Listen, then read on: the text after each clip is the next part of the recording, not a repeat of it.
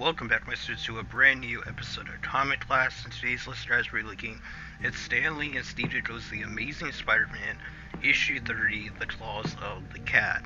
And yeah, this should be a really fun issue. It doesn't really deal with a major Spider-Man Rhodes villain, but overall, it's going to be pretty fun. So without further ado, let's jump right into today's story. Let's go. So this story basically starts off with us picking up where we left off with Aunt May having an illness, Betty Brand basically resting as they have that whole ordeal with Spider-Man and Scorpion in the last issue at the Daily Bugle, and Spider-Man is on patrol when he almost catches up with a character called, I think, the Burglar, the Cat Burglar, the Cat, I think is what he calls himself, and he's basically a burglar. And eventually, Spider-Man comes into a conflict with a group of henchmen that are working for this type of mysterious boss behind the scenes. Spider-Man gets a little cocky and is able to be outmaneuvered and outdone by these henchmen, which is very sad for Spider-Man in this situation. Eventually, Spider-Man basically goes back, changes back into Peter Parker, and he gets into a conversation with Liz Allen. And it's a really cool thing that we're getting to see them interact with each other. Flash Thompson's basically listening to their conversation, and Liz basically is telling Peter that he's trying to figure out where she works, making Flash look really creepy. But yeah, so Flash gets to a conversation with Peter Parker, basically says that he's going to get Peter to tell him where Liz works, but Peter basically one-taps Flash and makes it seem like they both knocked each other out, so that he can go and try to catch the Cat Burglar. So he gets to Spider-Man outfit and goes after him. And eventually he goes back and he basically tries to pretend that he knocked out, Flash and himself. So that was a really funny scene. We get to see Peter and Betty basically talk to each other. And it's kind of crazy because Betty basically tells Peter that Ned Leeds basically asked to marry her. And she doesn't tell him what her answer was, but Peter basically says that he doesn't want to, continue this, so he already knows where it's going. He basically leaves Betty with the answer that he thinks things should just end between them because it's clear that Ned Leeds is the better option for Betty Brant. And we'll get more into this, I believe, later on in the issue. Eventually, we get to see that Patch, or Foswell, he goes by the pseudonym Patch when he puts on that mask, and he basically is telling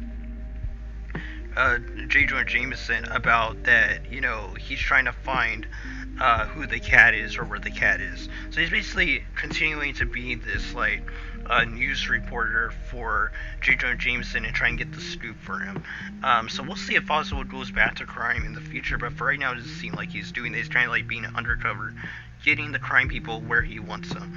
Eventually Spider-Man gets to a confrontation with some gang people, makes quick work of them, basically leaves them for the police. And Peter basically goes off, and eventually the Cat Burglar gets found out by just a local citizen because apparently they had just cleaned the windows or something, and it was just some bad luck for the Cat Burglar. The Cat Burglar tries to get away, and J. Jonah Jameson sees him on the TV screen, and eventually Spider-Man shows up to confront the Cat Burglar, and the Cat Burglar tries to outmaneuver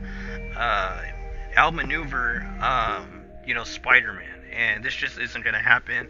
But he does have some tricks up his sleeves, and he gets this giant water tower to basically explode underneath to make it lose its bounds and try to crush Spider-Man, but Spider-Man's agility allows him to not get crushed by it, and he basically goes up to where the Cat Burglar is, and he tries using a gun on Spider-Man, but Spider-Man is definitely above bullet speed, so it's definitely not going to work on someone like Spider-Man.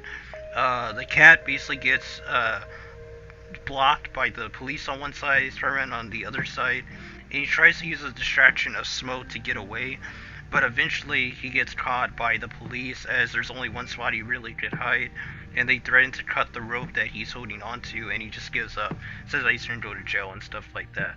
So that was a really funny scene.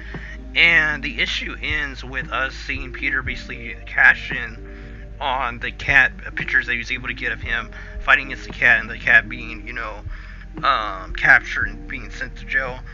And we get to see that Peter basically breaks things off with Betty Brant, saying that he doesn't want to talk about it anymore, that the relationship is just basically done. So Peter basically cashes in with J. Jonah Jameson, ends his relationship with Betty Brant, and we get this really cool panel at the very end, final panel of the issue, with Peter and Betty being separated by an invisible Spider-Man. Very cool panel by Steve Ditko, and I really liked that and how it ended the issue. And yeah, that was Stan Lee, Steve Ditko's The Amazing Spider-Man issue 30, The Claws of the Cat. Overall, very solid issue. The cat is definitely not a road that you're going to remember, but I feel like this issue had a lot more story implications than it had to do with action and its villain. So I do think it's still a solid issue in this run, and definitely recommend you go check it out and read it for sure. Anyway, but that's going to be all, guys. Until next video, God bless you. Until next lesson, keep on reading those comments.